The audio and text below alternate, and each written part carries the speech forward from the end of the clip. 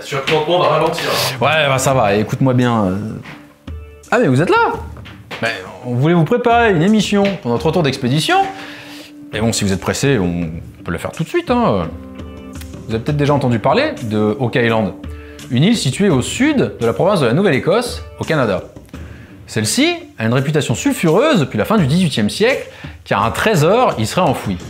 Et comme toutes les légendes promettant gloire et richesse, nombreux sont ceux qui ont tenté de le découvrir. D'ailleurs, j'invite à prendre votre pelle, parce qu'on a du boulot.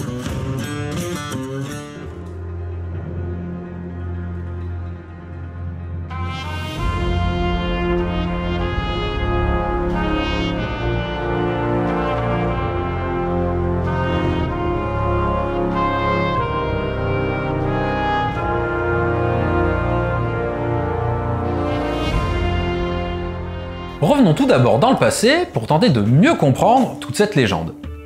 Tout a commencé en 1795 quand trois jeunes adolescents canadiens, John Smith, Daniel McGuinness et Anthony Vaughan, découvrent sur l'île une poulie attachée à un arbre, ainsi qu'une dépression sur le sol d'un diamètre de 4 mètres environ, leur faisant penser qu'un trou a été comblé. En prenant un peu de recul, ils s'aperçoivent que toute la zone a été déboisée.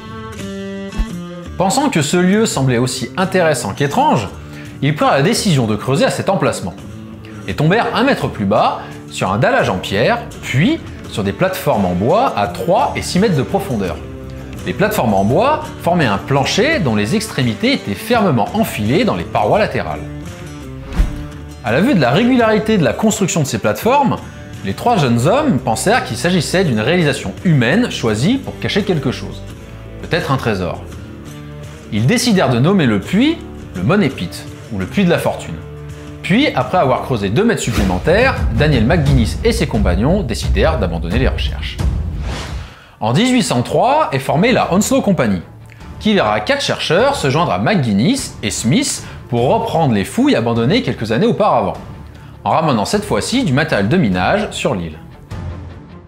Ils continuèrent de creuser jusqu'à 9 mètres et touchèrent quelque chose de solide, une nouvelle couche de rondins. Ils remarquent des morceaux de charbon éparpillés un peu partout sur la plateforme. Puis, 3 mètres plus bas, ils retrouvent une nouvelle couche de rondins, cette fois-ci sans charbon, mais avec une sorte de mastic semblable à de la sève. Ils continuèrent jusqu'à tomber sur une nouvelle plateforme en bois, mais cette fois-ci recouverte de fibres de noix de coco. Ce qui est étonnant, puisqu'on ne devrait pas en trouver au Canada, mais plutôt aux Caraïbes, où se situe une zone de pirates bien connue. De plus, ces fibres étaient utilisées lors de longs voyages en mer afin de protéger des chocs des biens de valeur. Arrivés à 27 mètres de profondeur, ils découvrirent une tablette en pierre rectangulaire portant une inscription codée, avec des symboles étranges qu'ils furent bien incapables de déchiffrer. Des rumeurs circulent concernant l'emplacement de cette pierre suite à sa découverte. Smith en aurait fait une plaque de cheminée, ou alors il l'aurait plus vraisemblablement mise dans la vitrine d'une boutique de reliure à Halifax, afin de tenter les chasseurs de trésors à investir dans les recherches. Oh, vous êtes là, vous? Vous avez pas vu McGuinness? Au sud. À qui? Au sud, là-bas. McGuinness! Oui, oui. McGuinness!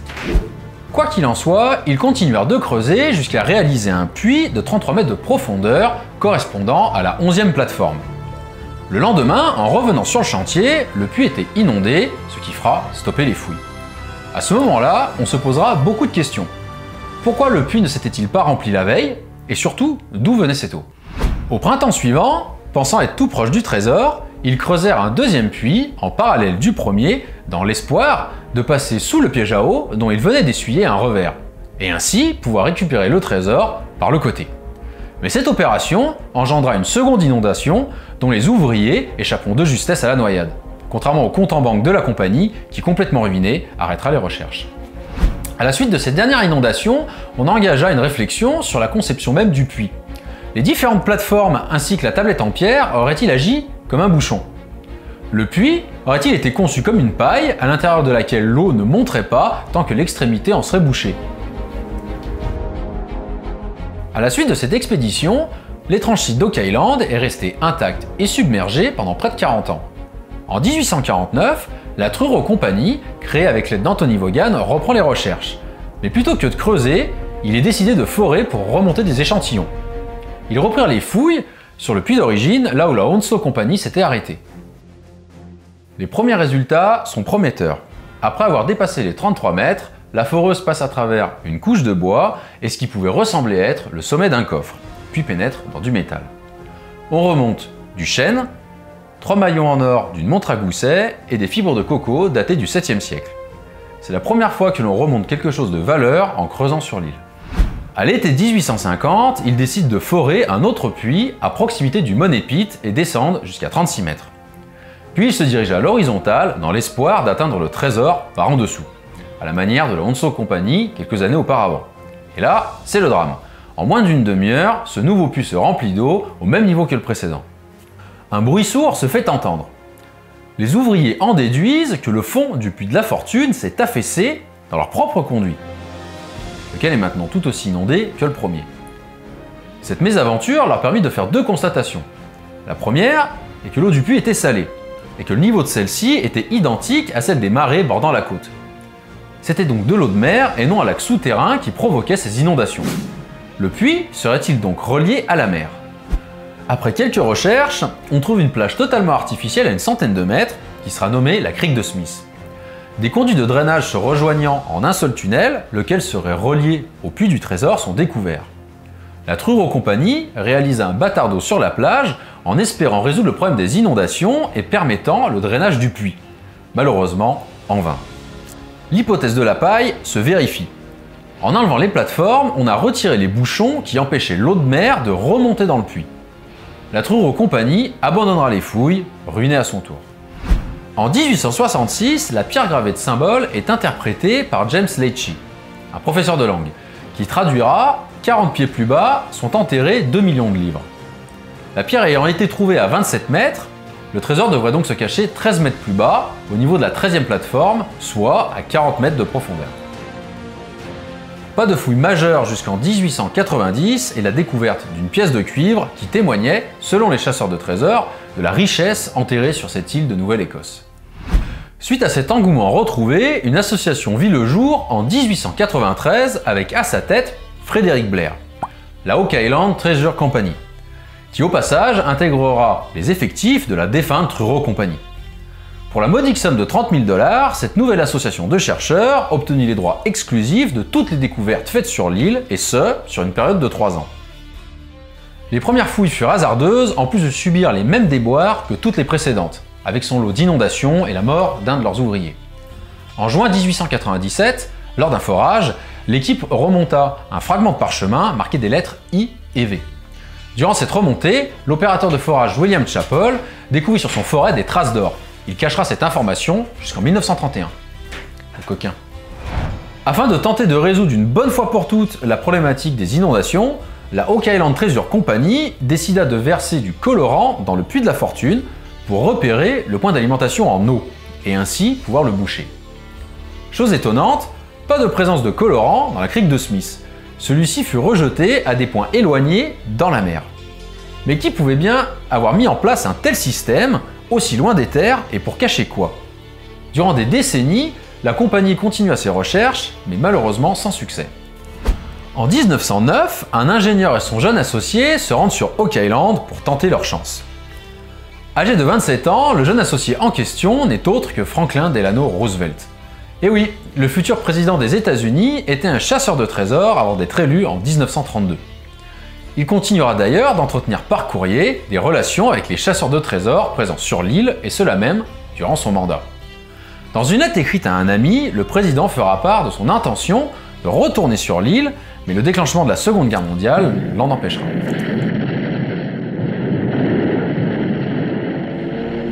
Durant le demi-siècle suivant, des dizaines de forages furent réalisés par les propriétaires successifs avec des découvertes plus ou moins étonnantes.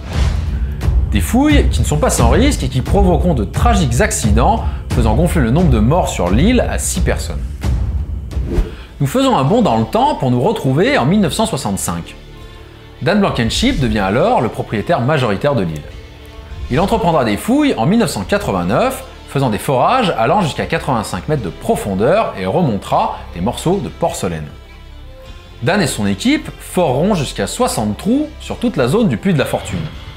Le forage le plus intéressant sera agrandi jusqu'à faire 70 cm de diamètre, permettant l'utilisation d'une caméra pour filmer le fond du puits. où il trouvera, à 75 mètres de profondeur, un crâne et 3 coffres qu'il ne pourra malheureusement jamais extraire.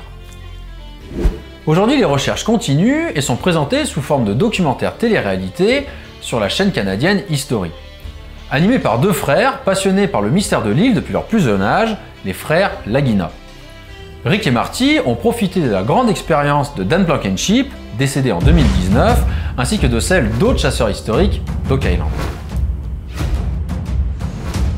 Ils font appel à des experts dans divers domaines pour tenter de percer les mystères de l'île et utilisent toutes les techniques d'excavation et d'analyse modernes pour arriver à leur fin.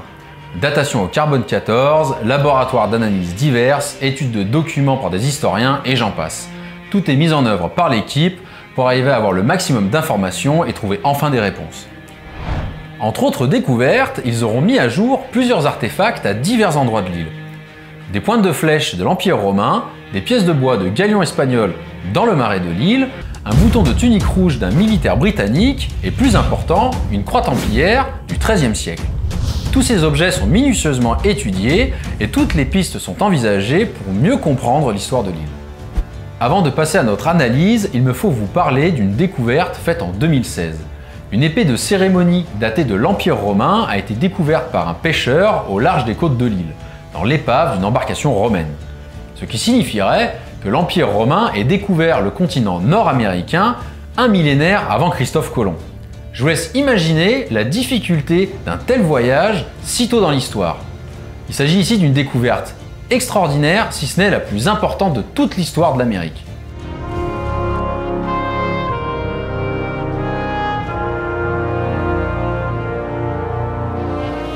Plusieurs hypothèses ont été proposées sur l'origine du trésor. Celle du butin du capitaine Kidd revient régulièrement, mais semble difficile à imaginer, étant donné que le but aurait été de pouvoir récupérer ce trésor facilement. Le fait qu'il soit très difficile d'accès, en plus de nécessiter de grosses ressources humaines pour son obtention, rend cette hypothèse peu probable. Éric Surcouf, un chercheur français, évoque une origine templière. Il pense que le grand maître de l'ordre, Henri Sinclair, aurait pris la mer avec un trésor templier provenant de la maison du Temple de Paris, et qu'il aurait choisi Oak Island pour le dissimuler. Franklin Roosevelt pensait que lors de sa fuite durant la Révolution française, Marie-Antoinette aurait remis des joyaux de la couronne de France à une de ses servantes partant pour la Nouvelle-Écosse. Ceux-ci se seraient retrouvés entre les mains de contrebandiers à Mahone Bay, où Oak Island est situé, et donc potentiellement enterrés au fond du Money Pit. On raconte également que Sir Francis Drake, le fameux corsaire, y aurait enterré un trésor. Hypothèse avancée décrivant un voyage de Drake au Canada, ce qui voudrait dire qu'il soit passé dans cette région. Mais faute de documents et de preuves tangibles, il est difficile d'envisager cette hypothèse. Cependant, beaucoup d'artefacts espagnols ont été retrouvés sur l'île, comme des pièces et une bague datée du milieu du XVIIe siècle. À la vue des dernières fouilles, la possibilité de voir émerger du marais de l'île un galion espagnol renforcerait cette idée.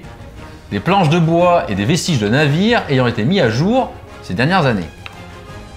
D'autres pensent que l'Arche d'Alliance du roi Salomon ou encore les manuscrits de Shakespeare seraient enterrés sur l'île. Mais là, on commence vraiment à dérailler. Si par hasard des manuscrits avaient été enterrés au fond du puits, au vu de toutes les inondations et les forages qu'il y a eu sur l'île, à mon avis, il ne devrait pas en rester grand-chose. Nous concernant, et c'est totalement subjectif, nous pensons que plusieurs trésors pourraient se trouver sur l'île. Ce qui nous amène à cette hypothèse sont les choses suivantes.